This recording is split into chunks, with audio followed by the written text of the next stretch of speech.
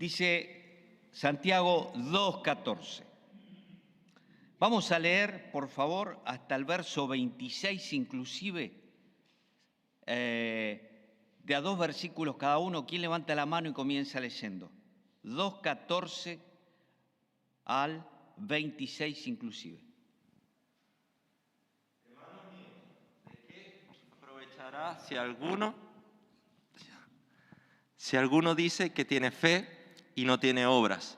¿Podrá la fe salvarle?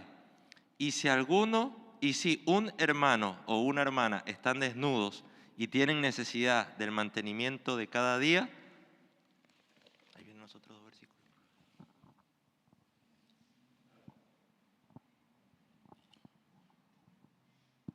Y alguno de vosotros les dice: id en paz, calentaos y saciaos, pero no les dais las cosas que son necesarias para el cuerpo, ¿de qué aprovecha? Así también la fe, si no tiene obras, es muerta en sí misma. Pero alguno dirá: tú tienes fe y yo tengo obras. Muéstrame tu fe sin tus obras, y yo te mostraré mi fe por mis obras.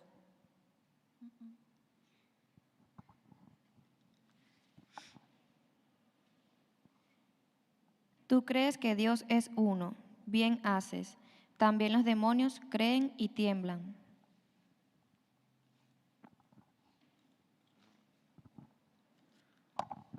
Mas quieres saber, hombre vano, que la fe sin obra es muerta. ¿No fue justificado por las obras Abraham nuestro padre, cuando ofreció a su hijo Isaac sobre el altar? ¿No ves que la fe actuó juntamente con sus obras y que la fe se perfeccionó por las obras? Y se cumplió la escritura que dice: Abraham creyó a Dios y le fue contado por justicia y fue llamado amigo de Dios. Vosotros veis, pues, que el hombre es justificado por las obras y no solamente por la fe. Asimismo también Rahab la ramera no fue justificada por obras cuando recibió a los mensajeros y los envió por otro camino. Porque como el cuerpo sin espíritu está muerto, así también la fe sin obras está muerta. Bien, gracias. No sé si se han dado cuenta que Santiago es un libro para practicar.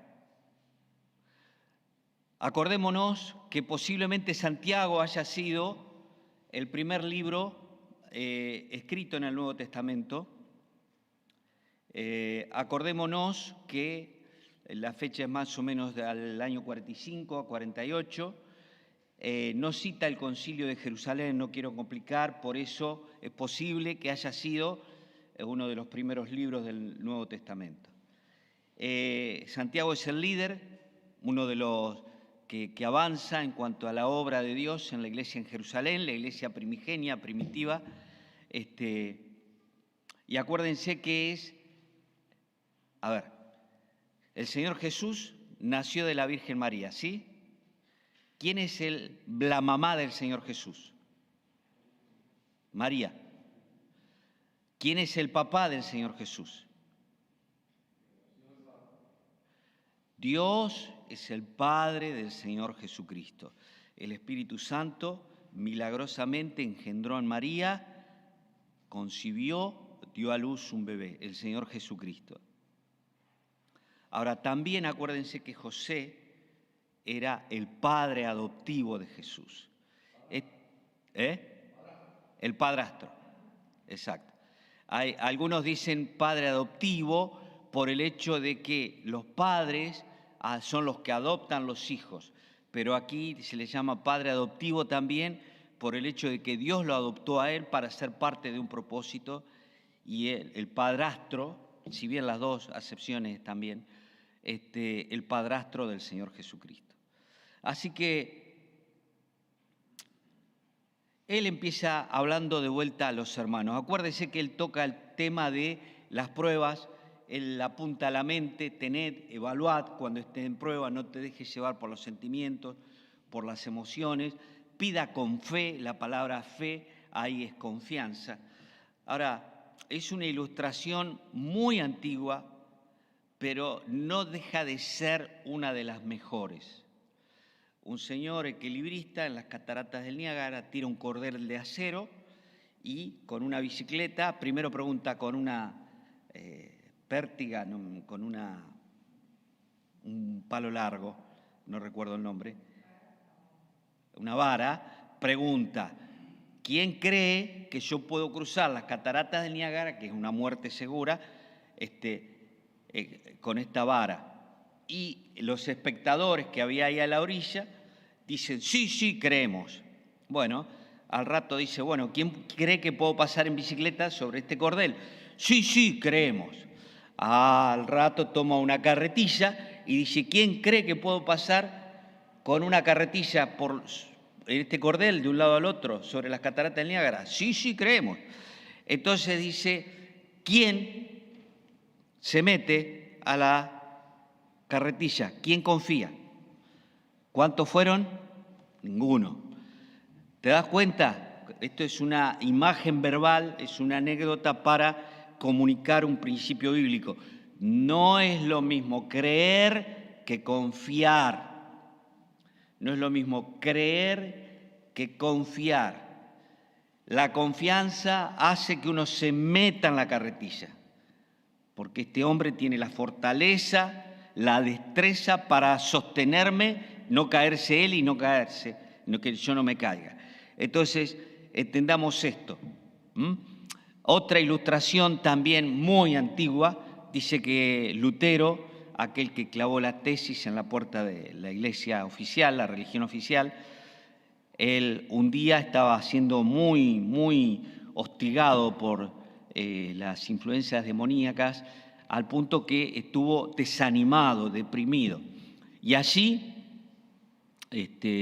aparece la mujer, porque venía muy desanimado.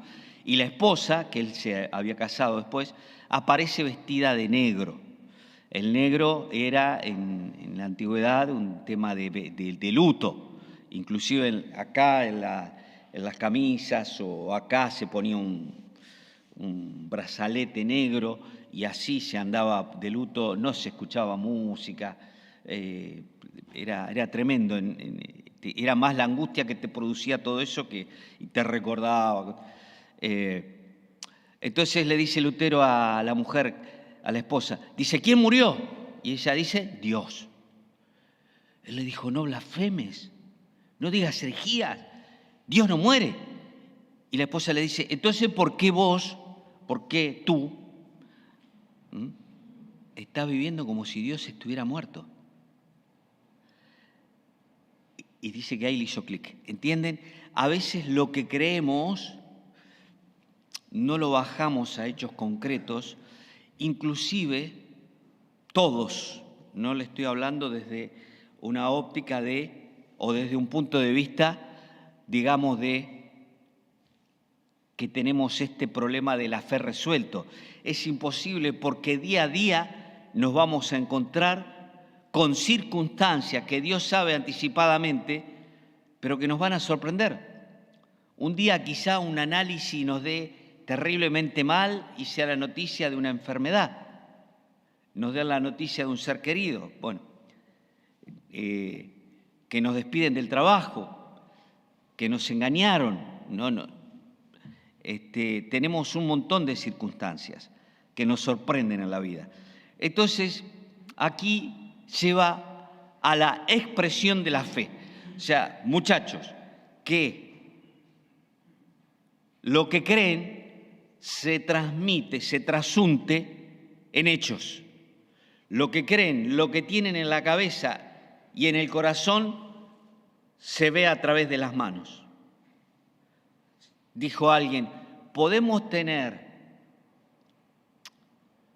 las manos de Cristo, los labios de Cristo, los ojos de Cristo, pero también sus sandalias. O sea, para concretamente parecernos a Él cada día más. Y Él empieza diciendo, hermanos míos, ¿de qué aprovecha si alguno tiene fe y no tiene obras? ¿Podrá la fe salvarle? Estamos acá en una disquisición, estamos aquí en una situación que confunde. La Biblia dice en Efesios capítulo 2, verso 8, muy claramente: por gracia sois salvos, por medio de la fe. Y esto no es de vosotros, no por obras. Pregunto, si nosotros pudiésemos ser salvos por obras, ¿para qué vino el Señor Jesucristo a morir? ¿Se equivocó? No podemos autolimpiarnos, autosalvarnos. La salvación no es por obra. Quiero dejar sentado para interpretar correctamente el texto. La salvación no es por obra. La salvación es por fe, por confiar en que Cristo nos presenta justo, no nuestras justicias. El profeta Daniel ya oraba en la antigüedad 9:18 y decía: porque no elevamos nuestros ruegos a ti, confiando en nuestra justicia, sino en tus muchas misericordias. Esa misericordia se hizo visible en la persona de Cristo, y Cristo es el que nos justifica, nos declara justos, acorde al carácter santo perfecto de Dios.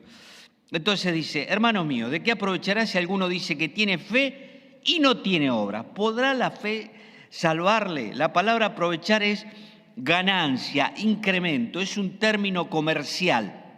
O sea, ¿qué te suma a la vida si decís que tenés fe, pero no lo demostrás con hechos? Bien. La palabra, si no tiene obras, la palabra obras es un indicativo de una acción interna que se expresa visualmente. Ergo. Es algo que produce el espíritu en nuestro interior y empuja hacia afuera y se transmite en servicio, en generosidad. Ahora, acuérdense qué es lo que promete Dios a sus hijos: teniendo sustento y abrigo, estemos contentos con esto. Sustento y abrigo. Dios promete eso. O sea que cuando examinamos la teoría, la doctrina de la prosperidad a la luz de la palabra de Dios, es errónea, porque Dios no promete casas lujosas, no promete 3 autos, no promete vacacionar a los lugares más costosos, tampoco lo prohíbe, ojo. Pero Dios no promete. Concebir mentalmente promesas que Dios no está comprometida es terminar frustrado en la fe. Porque tenemos expectativas que Dios no se comprometió. Él concede porque es un Padre amoroso, deseos del corazón. Puede regalarte un viaje, puede regalarte la casa, puede darte un auto, puede darte el trabajo que quieras, prosperarte. Pero es un plus en la comunión y la relación personal con el Padre. No está prometido en la Biblia. Es más, los que estuvieron cerca del Señor y oraron dijeron: no me des riquezas, no me des pobreza, manténme del pan necesario. Cuando se está cerca del Señor se pide lo correcto. Y acá Él está tratando problemas que había en la iglesia primitiva. O sea, había acepción de personas porque, como se leyó antes, dice: si en la congregación entra un hombre, literalmente varios anillos, y le miras con agrado, y luego entra otro hombre andrajoso, ahí la palabra andrajoso viene de andros, semidesnudo. Ahora, ¿qué prometió Dios? Sustento y abrigo. Entonces, a través de la fe puesta en práctica de los hermanos, Dios quiere cumplir su promesa. Cuando nosotros no somos sensibles a la necesidad de un hermano, perdemos el gran privilegio que Dios nos da para hacer realidad sus promesas. Sustento y abrigo. Y a veces un abrazo. delante y detrás me rodeaste, Salmo 139. Pusiste tu mano sobre mí, tal conocimiento es demasiado maravilloso. Pero qué bueno es cuando nos dan un abrazo cariñoso. Muchas veces el abrazo o el cariño de Dios. Ya lo dije una vez, está comprobado que todo ser humano precisa al menos 3 muestras de afectos diarios, toques o una palmada o algo, y eso genera serotonina, que es la enzima que ayuda al buen estado de ánimo. Por eso nos necesitamos, y ha sido tan difícil la pandemia, y está siendo tan difícil porque vos te encontrás con gente que no ves, no sabés si darle el puñito, si pegarle un abrazo, y es tremendo. Pero ya estamos volviendo, gracias a Dios. Dice, note, primero le habla a los hermanos, luego dice, si un hermano o una hermana están desnudos y tienen necesidad del mantenimiento, o sea, fíjate que dice, ropa, desnudos, y luego que dice, del mantenimiento de cada día. Mantenimiento está hablando de alimento u otra necesidad, quizá un medicamento que pueda tener el hermano. ¿Qué prometió Dios? Sustento y abrigo, estemos contentos con esto. Entonces, o sea, usted tiene fe, usted juega para el equipo de Dios, pero ve un hermano que está desabrigado, que no tiene para comer, y dice que pertenece o que es cristiano, y no hace nada, Dios no aprueba esa clase de fe. Dice 16, y si alguno de vosotros, al ver a un hermano, una hermana con necesidad de ropa, con necesidad de sustento, dice, verso 16, y si alguno de vosotros le dice, id en paz, calentaos y saciaos, pero no le dais las cosas que son necesarias para el cuerpo, ¿de qué aprovecha? ¿Se da cuenta? Efesios nos dice que Él nos bendijo con toda bendición espiritual en los lugares celestiales en Cristo. ¿Por qué oramos? ¿Porque Dios lo necesite? No, porque nos hace bien a nosotros. ¿Por qué orar? Porque mostramos dependencia a Dios y le damos lugar a nuestras vidas. Pero toda bendición espiritual nos ha dado en Cristo. ¿Por qué oramos? Porque mostramos dependencia al Señor. ¿Por qué oramos? Porque queremos que Dios cumpla sus promesas en todos aquellos planes que nos exceden, como evangelizar el mundo. Ahora dice, viene un hermano, lo mirás con agrado, haces acepción de persona. ¿Por qué? Viene bien vestido. Viene otro hermano, pobre, bueno, que te vaya bien, andá y calentate. ¿Para qué sirve una fe así? No sirve para nada. Entonces Él está apuntando a que lo que decimos que poseemos, lo expresemos en actos. ¿Quién fue la persona íntegra? Acuérdense, dibujen en su imagen un asteroide, algo que viene en el espacio, algo redondo que viene. Pongan pausa a la imagen. ¿Me siguen? Estamos haciendo un PowerPoint, no un PowerPoint. Entonces, le pones la imagen de vuelta, va, y de vuelta, de golpe, ¡puf!, estalla. Ahora ponele pausa. Retrocedelo. Y se une de vuelta a la imagen. ¿Cómo se le llama cuando se rompe algo en muchos pedazos? Se desintegra. ¿Ves? Cuando alguien dice, andá y calentate, come. Dios dice que esa fe no sirve porque no es una cosa. Integridad tiene que ver con una cosa. Está todos los pedazos esparcidos en el espacio. Retrocedemos la imagen y se une de vuelta ese asteroide. Eso es integridad. Y Dios busca integridad, que seamos una sola cosa. Y esto es lo que vio Santiago, el medio hermano del Señor, o el hermanastro del Señor, en la vida de Cristo. Lucas 24, 19 dice las cosas, los dos que iban camino a Emaús, las cosas que Jesús comenzó a hacer y enseñar. Hechos 1, dice Jesús, varón poderoso en obras y palabras. Y Dios quiere, a través de estos conceptos, que vayamos saliendo de la zona de solo lo verbal para pasar a la zona de las palabras, de los actos, perdón. 17. Así también, él pone el ejemplo, si no le das a un hermano lo que precisa, así también la fe, si no tiene obras, es muerta en sí misma. Esa palabra muerta es la palabra necros. ¿Se acuerda lo que es la necrópolis? Ciudad de los muertos. ¿Cómo se llama lo que aparece en los diarios que te dicen las personas que murieron?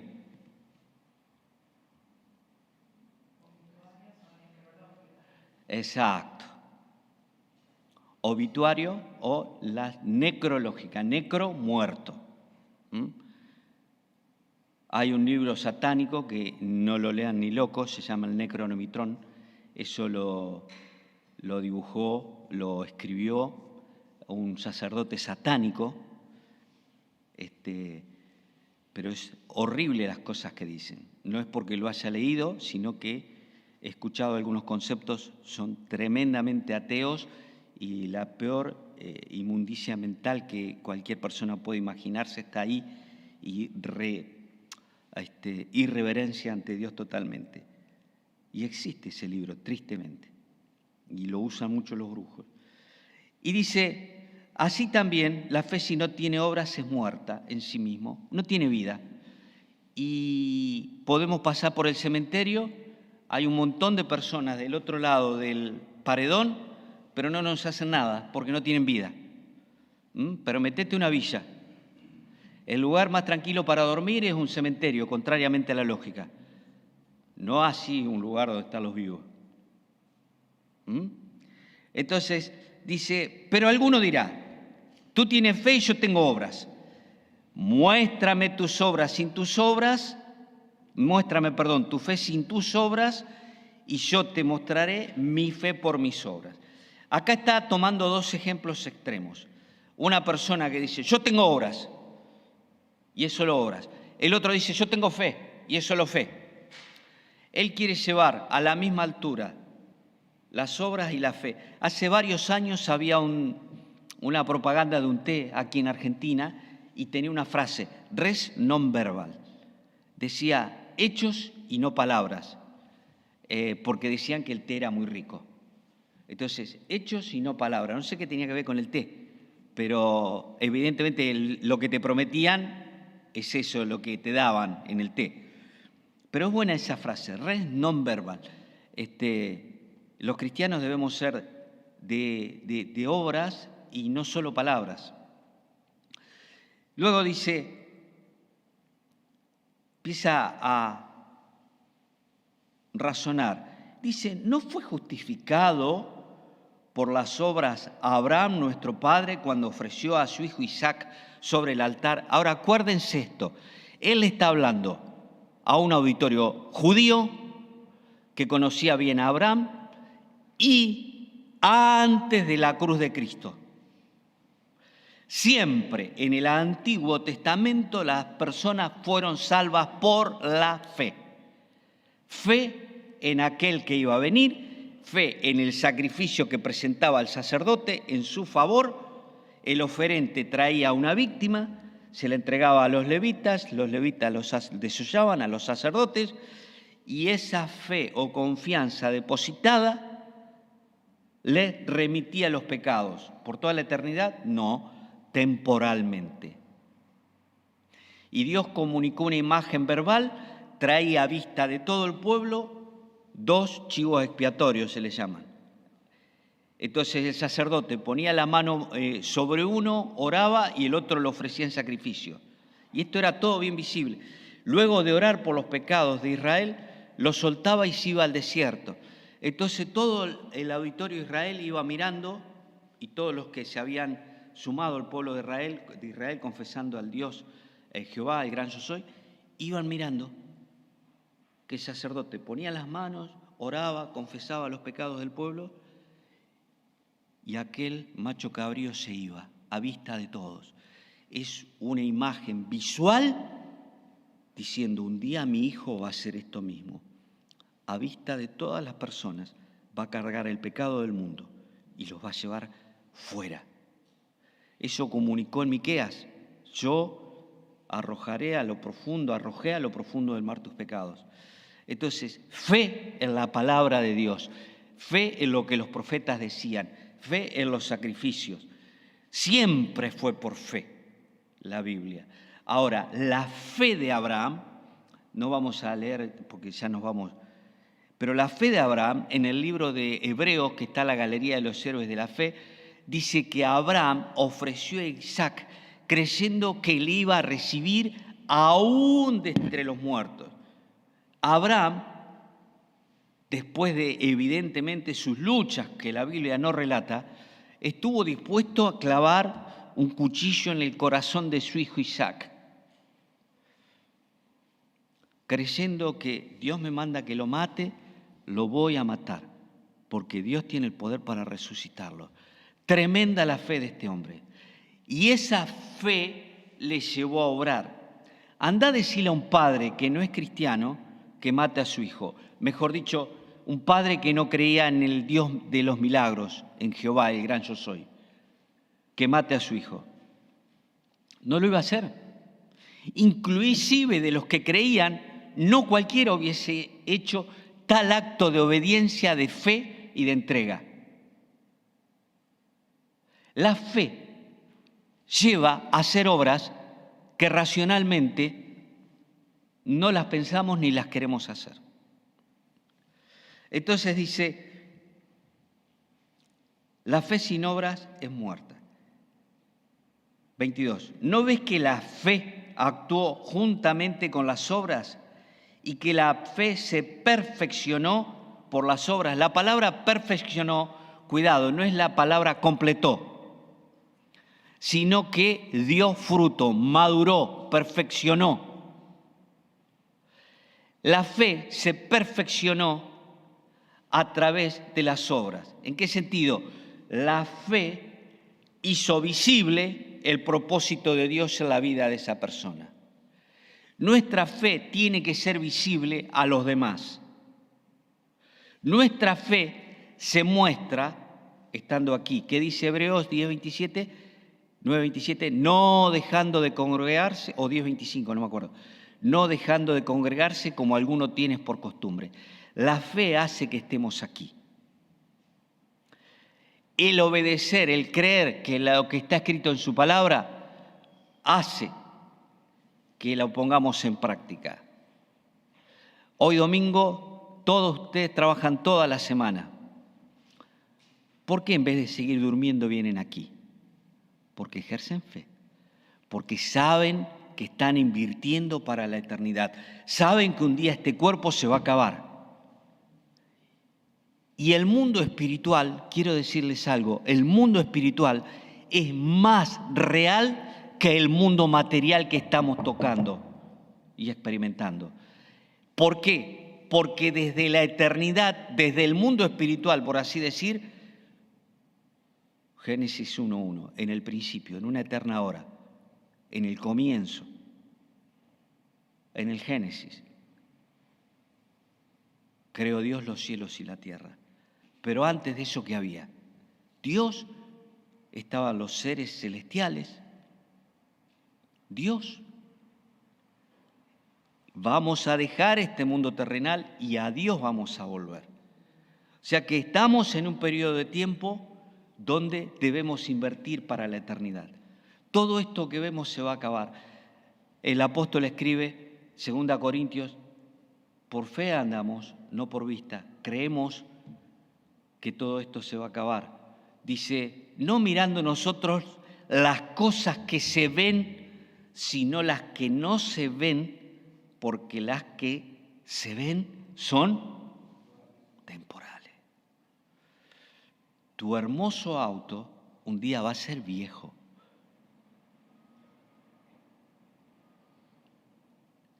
Tu cuerpo bien tallado algún día va a empezar a caerse. Los dientes se te van a caer, así lo dice Eclesiastés. La vista se te va a opacar. Vas a necesitar anteojos. Temblarán las muelas.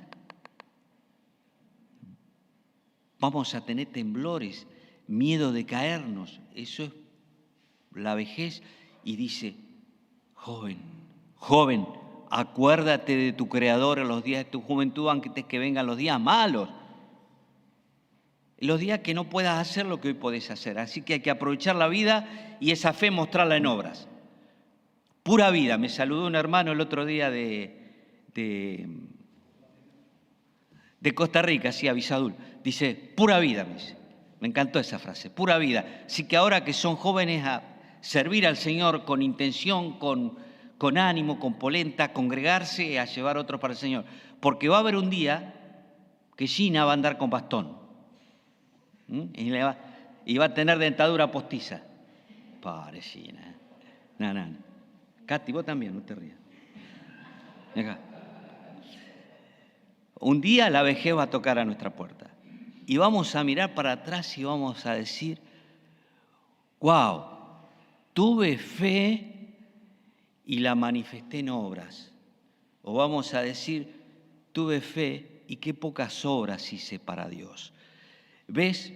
El bautismo que va a ser el próximo sábado, Dios mediante, 20 horas. Acuérdense, traer algo para comer.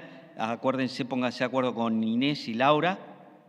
Hoy Inés no vino porque está muy cansada. No es que le pegó Walter. Está bien. Acuérdense que vamos a tener un refrigerio y queremos atender bien a los familiares y amigos que las chicas ya están invitando. Y es una oportunidad también para dar testimonio. El bautismo es una expresión visible de algo invisible. Es una manifestación externa de algo interno. La fe se muestra en obras. No hago obras para ser salvos, porque, perdón que lo diga con tanta claridad, el profeta Isaías dice al pueblo hebreo que se jactaba en guardar la ley y los días de reposo y las fiestas y las solemnidades, dice, vuestras obras son como trapo de inmundicia. Y el hebreo es más crudo, trapo de menstruosa. Dios reprueba el acto de querer agradar a Dios por nuestros méritos y no hay nada bueno en nosotros. Y allí Isaías 1 hace una radiografía, una descripción del ser humano tremenda. Herida, podrida, llaga, hinchazón, desde la cabeza hasta la punta de los pies. Así ve nuestro pecado, Dios. Y en esa condición de pecadores le vamos a decir, Dios, te sirvo haciendo esto. No, primero tenemos que recibir la limpieza y el perdón. De ahí el gran error, entregate a Cristo. No podés entregarte sucio. Tenés que recibir la limpieza, aceptar a Cristo. Confiar en Cristo, confesando los pecados. Bien, note que pone 3 ejemplos. Verso 21. No fue justificado por las obras Abraham cuando ofreció a su hijo. Primer ejemplo. Verso 22. Así también Rahab, la ramera, no fue justificada por sus obras cuando recibió a los mensajeros y los envió por otro camino. Tercer ejemplo. Como el cuerpo sin espíritu está muerto, así también la fe sin obras es muerta. Cuando leemos que la esposa de Abraham murió, expiró, de adentro hacia afuera, largó su ánimo, su hálito, murió. ¿Morir qué es? Separación del espíritu, del alma, del cuerpo.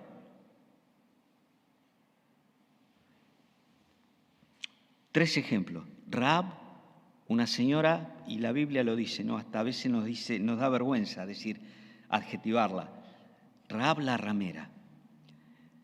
No importa la profundidad del pecado. No hay pecado que la sangre de Cristo no pueda limpiar. Pero cuidado, si estamos confesando el mismo pecado es porque no nos arrepentimos. Esta mujer cambió su vida y dice que guardó los espías que venían para mirar la tierra, entre ellos Josué y Caleb. Luego dice, el cuerpo está sin espíritu, Alguien que tiene fe y no lo muestra en obras es como un muerto. ¿Para qué te sirve un muerto? Para que dé olor, nada más. Y Abraham, 3 ejemplos. Y él es muy gráfico, diciendo, cristiano del siglo XXI, cuando lean esto, acuérdense que la fe no es de labios solamente. Allí donde nadie te ve, donde estás en la oscuridad de tu habitación, cuando estás en tu trabajo, allí mismo es donde nadie te ve y Dios quiere que seas fiel. Mañana es lunes, si Dios lo permite. Y Dios quiere que muestres tu fe por tus obras. Y a los fariseos le preguntaron al Señor Jesús, ¿qué debemos hacer para poner en práctica las obras de Dios? Crean en el que Él ha enviado. Esa es la obra de Dios, primera. Y luego, Señor, aquí están mis manos y mis pies. En una ocasión en la antigua Alemania bombardearon una iglesia de confesión cristiana. Y ellos tenían, no sé de qué, sí sé que era de confesión cristiana, y ellos tenían afuera una estatua de Jesús. En ese bombardeo, la estatua es destruida. Una estatua que representaba, mejor dicho, al Señor Jesús. Al Señor Jesús no le hace nada ni una bomba atómica. Estaba leyendo Apocalipsis y el otro día les animo a que sigamos la lectura de la Biblia todos juntos. El otro día leía que había un ángel parado en el sol. Búsquenlo, el Apocalipsis está. Un ángel parado en el sol, los grados, el calor, y al ángel no le hace nada. Bien, y esa estatua se rompió. Uno de los fieles de esa iglesia, de esa congregación, dijo, voy a reconstruir la estatua. Y con tanto mal resultado que la reconstruyó toda, la pintó, le puso material en los detalles, la pintó bien, pero no encontró las manos. Entonces hasta hoy está esa estatua sin las manos. Pero este hombre puso algo muy sabio en el pedestal de la estatua. No tengo otras manos más que las tuyas. Y qué hermoso es cuando vienen a servir, cuando mi fe se transmite a través de mis obras. Que podamos invertir nuestras vidas, como Santiago dice, que no amemos de palabra ni de hecho. Si ves a alguien específicamente acorde a la enseñanza, con necesidad, no cierre tu corazón. Juan dice lo mismo, Pedro, ¿cómo va a decir que mora el amor de Dios en él? Pero tampoco debemos convertirnos en una ONG, dar solamente cosas. Las cosas son el medio para llevar la palabra. Y a los que somos de Cristo es la oportunidad para que seamos de bendición al resto del pueblo. Pero un texto que está aquí dice, los demonios creen y tiemblan. Esa palabra tiemblan es parecida a phobos, terror. Los demonios creen, saben que hay un Dios supremo, soberano, eterno, y tiemblan ante ese Dios. Un día el Hijo de Dios caminó por acá y dice, sabemos quién eres, el Santo de Dios. Estamos del lado de aquel que es victorioso, siempre victorioso. No tenemos por qué vivir en derrota. Y acuérdense, los demonios siempre van a hablar falsa doctrina. Cuidado con las doctrinas, si no están acorde a la Biblia, puede ser falsa doctrina. Que el Señor nos bendiga.